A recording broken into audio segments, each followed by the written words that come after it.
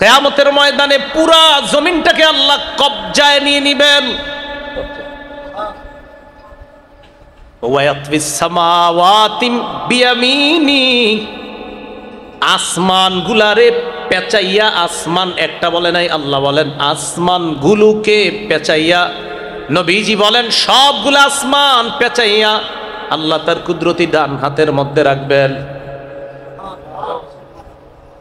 জমিন কবজায়, পুরা জমিন, আসমান ডান হাতে।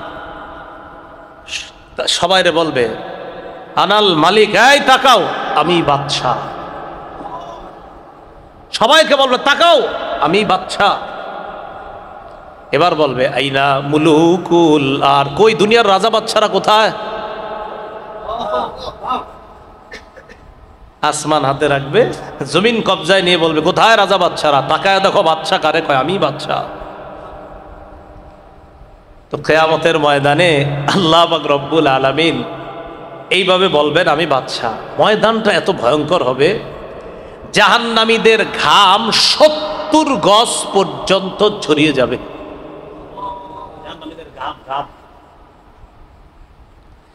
কি পরিমাণ ছড়াবে হাদিস শুনেন, সহিহ বুখারীর 6532 নম্বর হাদিসের বর্ণনা। ক্বালা রাসূলুল্লাহ সাল্লাল্লাহু আলাইহি ওয়াসাল্লাম ইয়ারাকুন নাস ইয়াওমাল কিয়ামা হাত্তা ইয়াযহাবা আরাকুহুম 70 যিরাআ। নবীজি বলেন কিয়ামতের ময়দানে মানুষ ঘামিয়ে যাবে, এত পরিমাণ ঘামাবে, হাত্তা ইয়াযহাবু আরাকুহুম 70 যিরাআ, তাদের ঘাম 70 গজ পর্যন্ত ছড়িয়ে যাবে। শুধু তাই না, হাত্তা ইয়াবলুগা আযানাহুম ওয়া ইউলজিমুহুম হাত্তা ইয়াবলুগা আযানাহুম।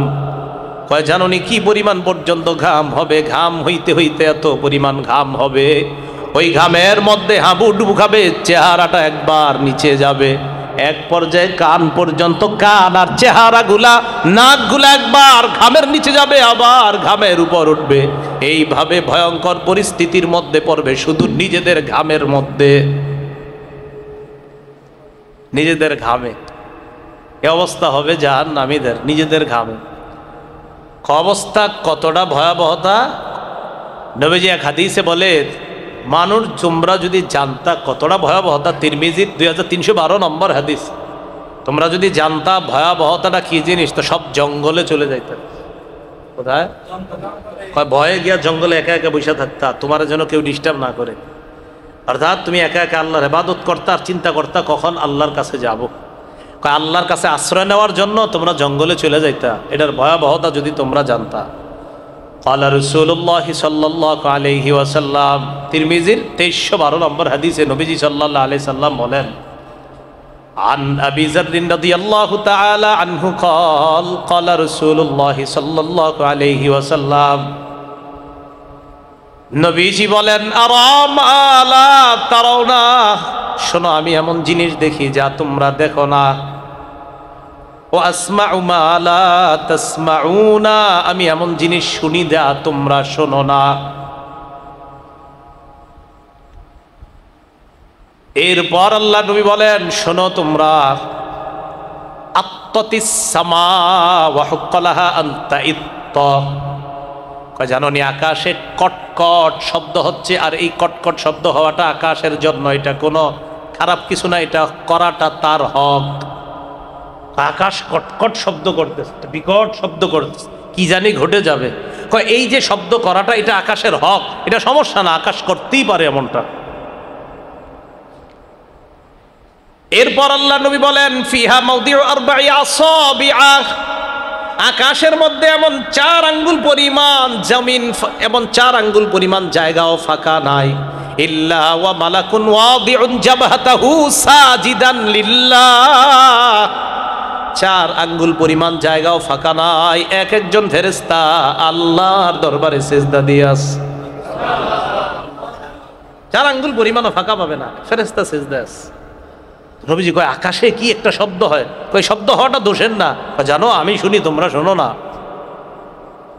এরপরে নবীজি সাল্লাল্লাহু আলাইহি সাল্লাম বলে লাউ আ'লামু মা লাউ তা'লামুনা মা আ'লামু, এ সাহাবীগণ আমি যা জানি তোমরা যদি তা জানতে, লাদহিকতুম কলিলা ওয়া লাবাকাইতুম কাসীরা, তাহলে তোমরা কম হাসতে আর বেশি বেশি কান্না করতে। আমি যা জানি তোমরা যদি জানতে তো তোমরা কম হাসতে আর বেশি বেশি কান্না করতে। এরপর আল্লাহ নবী বলেন ওয়া তালাজ্জাতুম বিন নিসা, এরপর নবীজি বলেন তোমরা যে তোমাদের বিবিদেরকে নিয়ে আনন্দ উল্লাস করো, এই যে আনন্দ উল্লাস করাটা আমি যা জানি তোমরা যদি জানতা, এই আনন্দ উল্লাস তোমরা বাদ দিয়ে ওয়ালা খরাজতুম ইলা সুউদাতি তাজআরুনা ইলাল্লাহ, আল্লাহর কাছে আশ্রয় চাওয়ার জন্য তোমরা সবাই বাগানে চলে যাইতা। আমি যা জানি তোমরা যদি জানতা, একটু ভাববেন ডেলি যে নবী কি বললেন, যে আমি যা জানি তোমরা যদি জানতা তাহলে বেশি বেশি কানতা, কম হাসতা। এমনকি আনন্দ উল্লাস ছেড়ে বিবির থেকে মাঝে মাঝে বাগানে চলে যেতা, জঙ্গলে চলে যেতা আল্লাহর আশ্রয় চাওয়ার জন্য। আর কি বলতা জানো? তুমি বলতা লাওয়াদিত্তু, হায় আমার আশা আমি যদি গাছ হয়ে যেতাম, তুদদু, যে গাছটা কেটে ফেলা হতো, যেটা বাস কাটার পরে এটারে পুরানো হয়ে গেছে, বাস শেষ, আর কোনো হিসাব নিকাশ নাই। তুমি এটা বলতা, হায় আমি যদি গাছ হয়ে যেতাম, আমাকে কেটে ফেলা হতো, তো আমি শেষ হয়ে যেতাম, আমার আর হাসরে দাঁড়ানো লাগতো না। রাসূলুল্লাহ সাল্লাল্লাহু আলাইহি সাল্লাম বলেন আমি যা জানি এটা যদি তোমরা জানতা তো তোমাদের অবস্থা এই হতো। কিয়ামতের ভয়াবহ অবস্থা থেকে আল্লাহ আমাদেরকে হেফাজত করেন। কিয়ামতের ময়দানে সবচেয়ে ভয়ঙ্কর অবস্থা যাদের হবে তাদের মধ্যে একদল হলো যারা বক্তা, ওয়াজ করে, বক্তৃতা দেয়, বক্তা।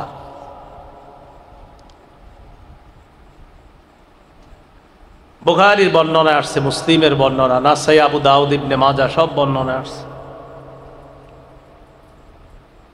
রাসূলুল্লাহ সাল্লাল্লাহু আলাইহি সাল্লাম বলেন ইউজাউ বির-রাজুলি ইয়াউমাল কিয়ামাহ, কিয়ামতের ময়দানে এক ব্যক্তিকে আনা হবে, ফায়ুলকা ফিন-নার, লোকটারে এনে ধাক্কা মেরে জাহান্নামে ফেলে দেওয়া হবে।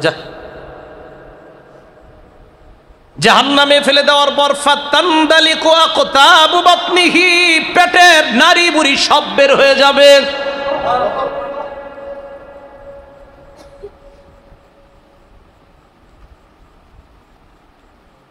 ইয়াদুরু হাওলাহা কামা ইয়াদুরুল হিমারু বিররাহা, গাদা যেমন চাক্কির পাশে ঘোরাঘুরি করে তেমনি ভাবে ওই ব্যক্তিটা তার নারী বুড়িগুলার পাশে ঘুরতে থাকবে, নিজেই দেখবে নারী বুড়িগুলা এটার পাশে ঘুরবে। ফায়াজতামিউ ইলাইহি আহলুন নার, অন্যান্য জাহান্নামীরা তার কাছে আসবে। অন্যান্য জাহান্নামীরা কি শান্তিতে আছে? আরে জাহান্নামীরা কি শান্তিতে? অন্য জাহান্নামীরাও ভয় পাইয়া এর কাছে আসবে, কি রে এই অবস্থাটা।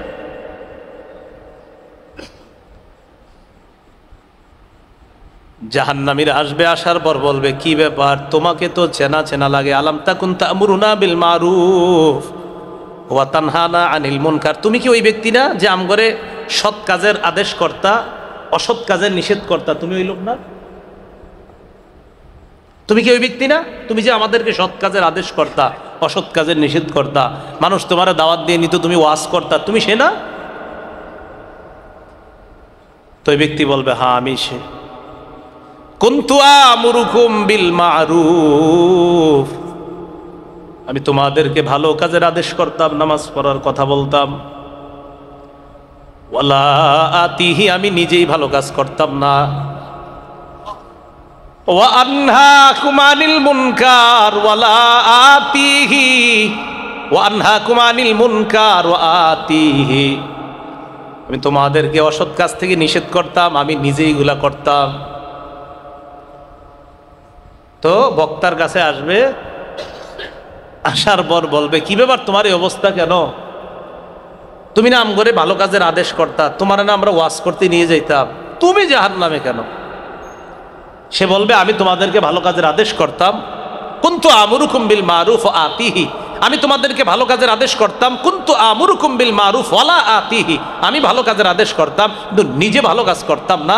ও আনহাকুম আনিল মুনকার, অসৎ কাজ থেকে নিষেধ করতাম। ও আতিহি, আমি নিজে এগুলো করতাম। কিয়ামতের ময়দানে এই ব্যক্তির এই অবস্থা হবে। তো কিয়ামতের ময়দানটা আল্লাহ যখন কায়েম করবেন, কিয়ামতের ময়দানটা যখন কায়েম করবেন, মানুষের অবস্থাগুলা কি হবে? সহিহ বুখারীর 4712 নম্বর হাদিসের বর্ণনা। উতিয়া রাসূলুল্লাহ সাল্লাল্লাহু আলাইহি ওয়াসাল্লাম বিলাহমিন, রাসূলুল্লাহ সাল্লাল্লাহু আলাইহি সাল্লামকে গোশত দেওয়া হলো, গোশত খাওয়ার জন্য। ফারুফিয়া ইলাইহি যিরা, রানের অংশ দেওয়া হলো। ওয়াকানাত তুজিবুহু, রানের অংশ নবী মহব্বত করতেন, পছন্দ করতেন। রানের অংশটা নবীজির খুব ভালো লাগতো। আপনারা রানের অংশের গোশত মাঝে মাঝে খাইলে এইভাবে এই নিয়তে খাবেন, আমার হাবিব এটা পছন্দ করতেন তাই আমিও পছন্দ করেছি, তাহলে মহব্বতটা একটু গাঢ় হবে। তো নবীজির এটা দেওয়ার পর কি করলেন? নাহাসা মিনহা, নাহাসা দাগান, যে এই রান থেকে একটা কামড় দিয়ে গোস্তটা নিছে, নেওয়ার পর এমনি রইছে, খাইতেছে। পরে এইভাবে রইছে গোস্তটা নিয়ে। পরে নবীজি বললেন, আনা সাইয়্যিদুন নাসি ইয়াউমাল কিয়ামাহ, শোনো, কিয়ামতের ময়দানে যত মানুষ হবে সমস্ত মানুষের নেতা আল্লাহ আমাকে বানাবেন। হাল তাদরুনা মিম্মা যাকা, জানোনি তোমরা কিয়ামতের ময়দানটা কি, আর এটা কিভাবে আল্লাহ আমাকে নেতা বানাবেন?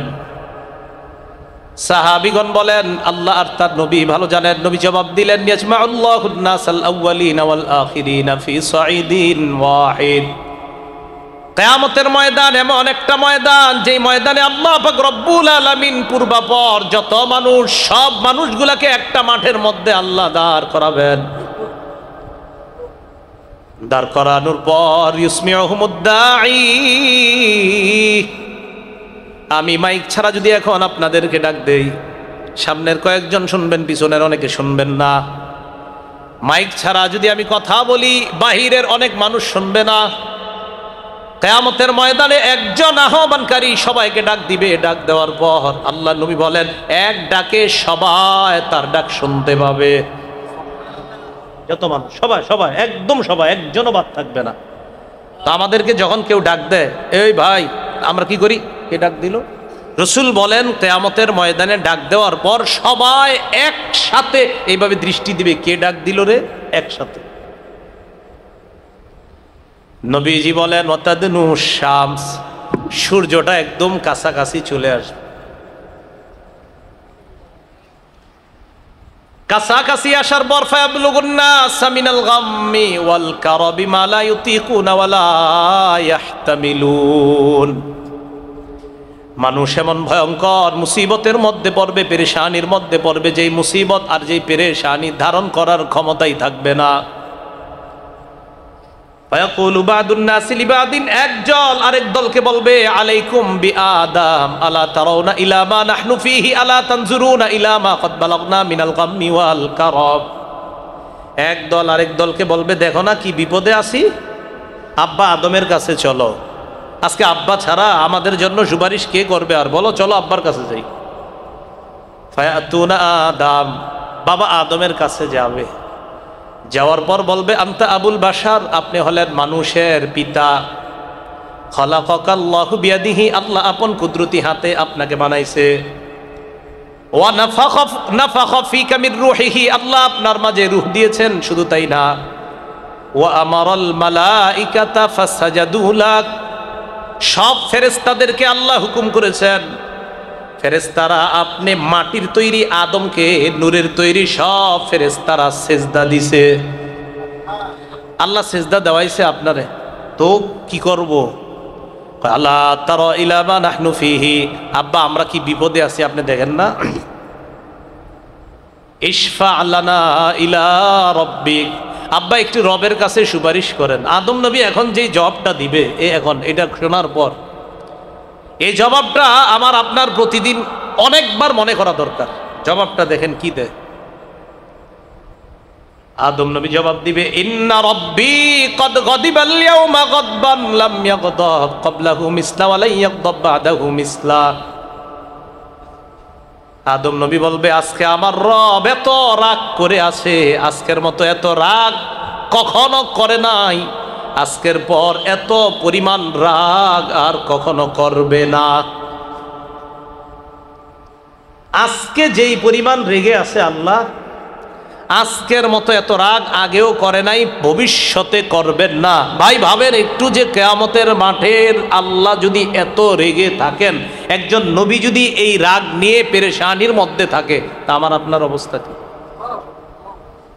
প্রথম নবী, প্রথম মানুষ, দুনিয়ার প্রথম মানুষ, জান্নাতেরও প্রথম মানুষ, পেরেশান।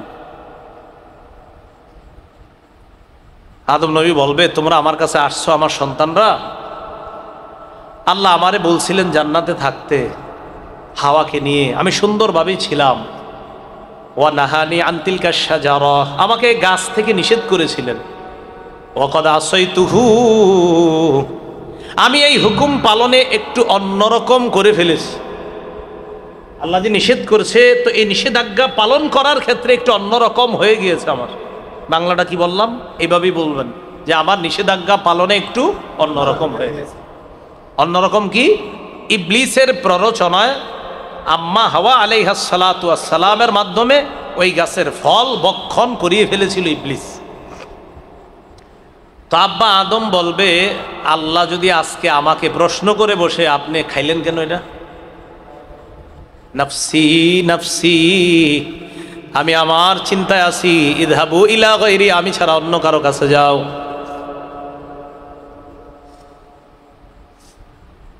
একবার চিন্তা করেন, একজন নবী, একজন বাবা, একজন প্রথম মানুষ, জান্নাতের প্রথম মানুষ, তিনি যদি বলে আমি ছাড়া অন্য কারো কাছে যাও, সেদিন অবস্থাটা কি হবে? ইযহাবু ইলা নূহ আলাইহিস সালাতু ওয়াস সালাম, নূহ নবীর কাছে যাও। ফায়াতুনা নূহা, সবাই নূহ নবীর কাছে আসবে। আসার পর বলবে, আনতা আউয়ালুর রুসুলি মিন আহলিল আরদ, আপনি দুনিয়ার মধ্যে প্রথম রসুল, শরীয়ত দিয়ে আল্লাহ আপনাকে পাঠাইছেন, বিধি বিধান দিয়ে যেই নবীরে আল্লাহ পাঠাইছেন আপনি সেই নবী। আদম নবীরে যখন আল্লাহ পাঠাইছে তখন শুধু তাওহীদ ছিল, একত্ববাদ, শিরিক ছিল না। শিরিক যখন শুরু হয়ে যায়, শরীয়তের প্রয়োজন তখন দেখা দেয়। এই শরীয়ত দিয়ে যেই রসুলকে পাঠানো হয় তিনি নূহ আলাইহিস সালাতু ওয়াস সালাম। নূহ নবী খালি কাঁদতেন, খালি কান্না করতেন। এই নূহ নবীর নাম নূহ। নাহা ইয়া নূহ, নুহান মানে খালি যে কান্না করে। নাহা ইয়া নূহ, নুহান, নূহ অর্থই যিনি অধিক কান্না করে। এই নবী এত কাঁদতেন যে আল্লাহ ওনার নামটা কোরআনে মানে একজন কান্নেওয়ালা নবী হিসাবে নাম রেখে দিস। মানে খালি কান্দে। তাহলে যিনি রবের কাছে এত কাঁদতে পারেন, তিনি কত প্রিয়।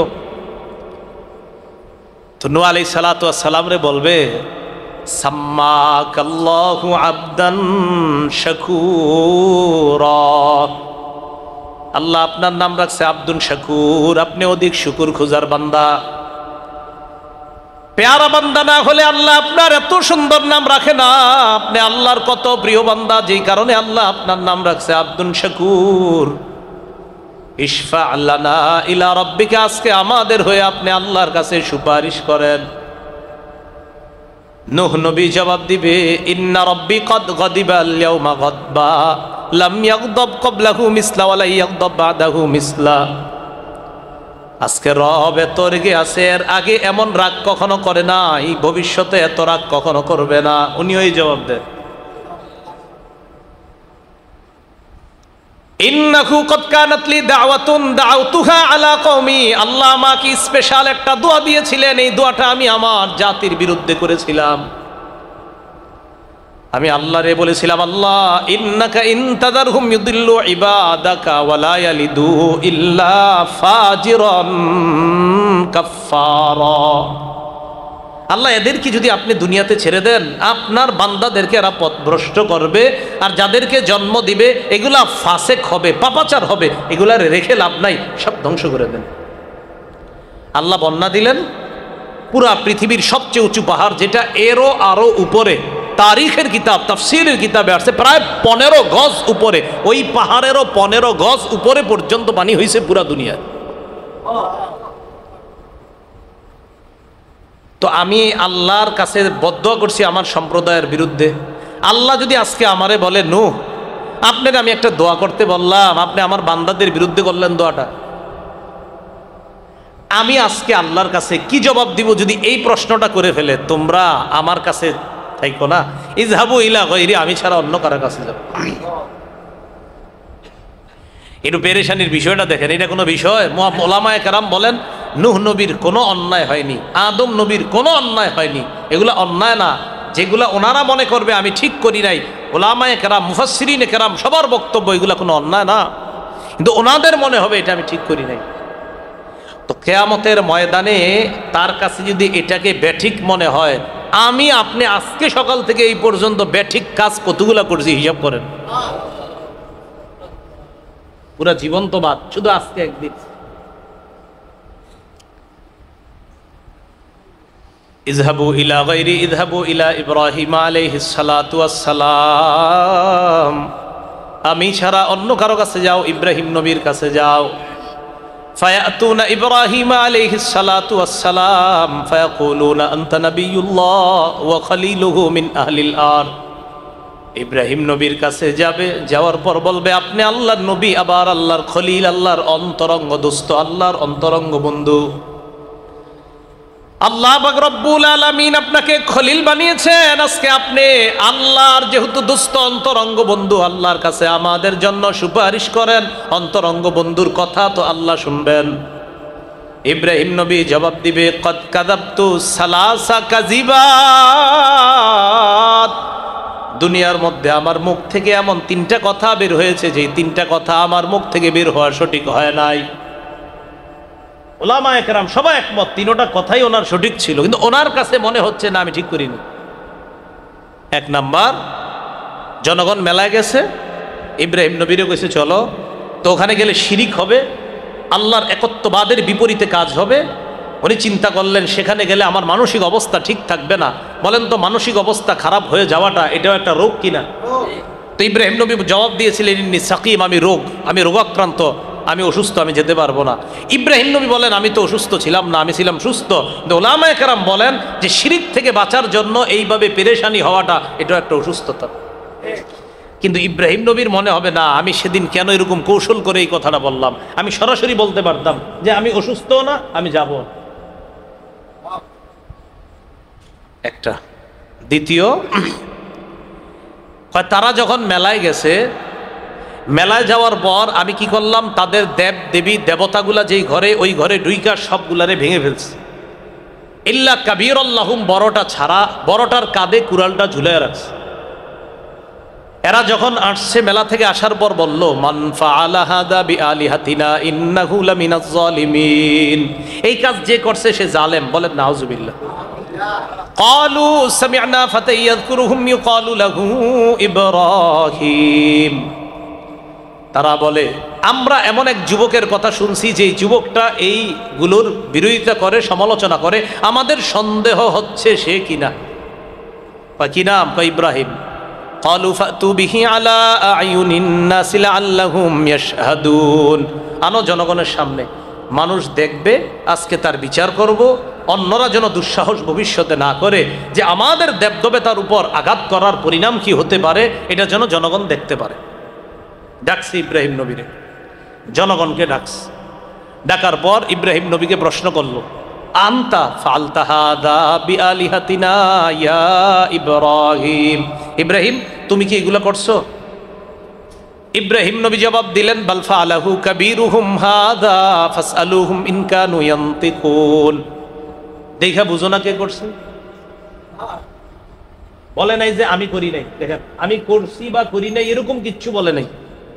বলতেছে কি তোমরা তাকাও না, তাকায় দেখো। বাল ফাআলাহু কাবীরুহুম হাযা, ইব্রাহিম নবী ডাইরেক্ট বলতে পারতেন আমি করেছি বা করি নাই, এইভাবে না বলে বললেন বরং তাদের এই বড়টা করেছে। বাংলাটা বুঝেন, বরং তাদের এই বড়টা করেছে। ইব্রাহিম নবী এখানে কৌশল অবলম্বন করেছেন। এটা একটা শাস্ত্র আছে আরবি ব্যাকরণে, তো এটা আপনারা কথাশাস্ত্র, এটা আপনারা বুঝবেন না, যাই হোক বাকি এতটুকু বুঝেন, আরবিতেও একটা কথাশাস্ত্র আছে। ইব্রাহিম নবী এখানে কৌশল অবলম্বন করে বুঝিয়েছেন তাদের এই বড়টা মানে আমি। ইব্রাহিম নবী তো তাদের চেয়ে বড়, ওই যে যেগুলো এখানে পড়ে আছে দেবদেবী, যে তাদের এই বড়টা মানে আমি। তো কৌশল অবলম্বন করার কারণে এরা বুঝলো বড়টা মনে হয় ওইটাই করছে এগুলা। তো ইব্রাহিম নবী বললেন তাদের এই বড়টা করেছে, তো এক কাজ করো, তোমরা যেইগুলারে টুকরা টুকরা করা হয়েছে এদেরকে জিজ্ঞাসা করো কে করছে, কারণ এদের তো তোমরা পূজা করো, তো জিজ্ঞাসা করো। তো ইব্রাহিম নবী কয় আমি কেন কৌশল করলাম সেদিন। এ হলো 2 নাম্বার।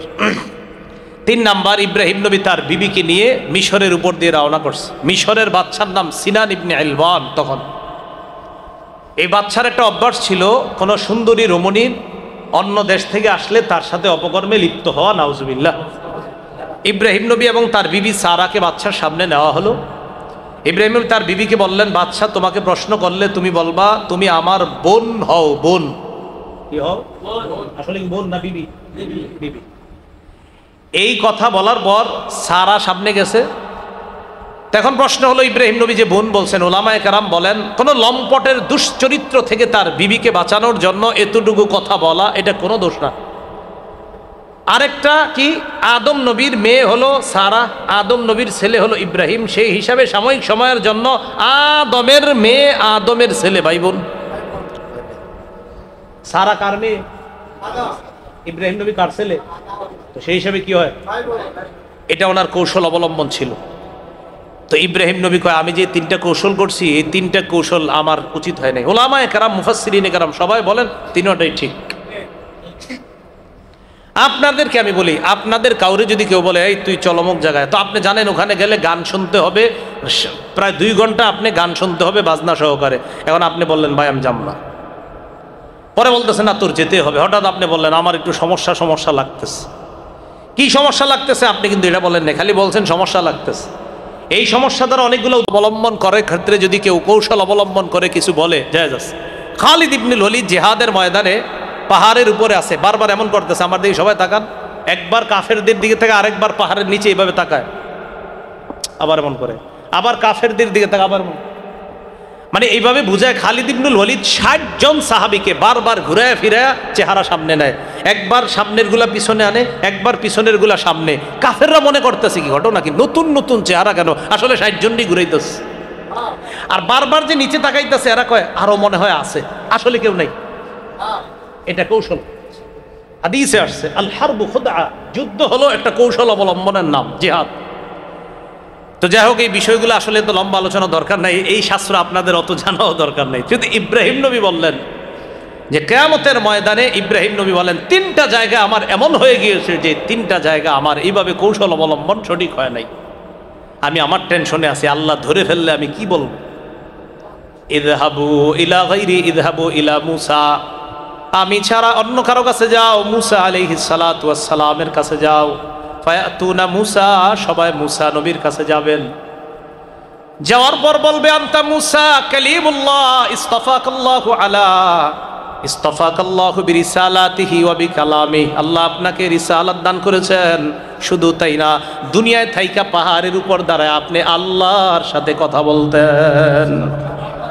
তো আজকে একটু কথা বলেন, ইশফা লানা ইলা রাব্বিকা, আজকে আমাদের জন্য রবের কাছে একটু সুপারিশ করেন।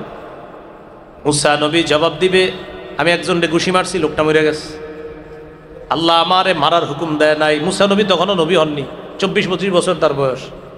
ফাওয়া কাযাহু মূসা ফাকাদা আলাইহি, একজনকে ঘুষি দিছে মরে গেছে। আল্লাহ যদি আজকে বলে আপনাকে আমি মারতে কইছি লোকটারে, আপনি মারলেন কেন? মূসা নবী কিন্তু তখন নবী না, তো নবী না অবস্থায় একজনকে ঘুষি দিছে মরে গেছে। তো মূসা নবী কয় আল্লাহ আমারে ধরে ফেললে আমি কি করব, তোমরা আমি ছাড়া অন্য কারো কাছে। আবার সব নবী এটা বলতেছে আল্লাহ খুব রেগে আছে। এমন রাগ আজকের আগে কখনো হয় নাই, পরেও হয় নাই। রাগের অবস্থায় আমি যদি তোমার জন্য এখন সুপারিশ করি, আর যদি বলে এই আপনি তো একজনকে ঘুষি মারছেন, আপনি আবার কি সুপারিশ করবেন? টেনশন। তোমরা ঈসা নবীর কাছে যাও, ফায়াতুনা ঈসা, ঈসা নবীর কাছে যাবে। যাওয়ার পর বলবে আনতা কালিমাতুল্লাহ, আপনি আল্লাহর কুদরত, আল্লাহ কুন ফায়াকুন বলছে হয়ে গেছেন, বাপ সারা কুদরতি ভাবে আপনারে বানাইছে আল্লাহ।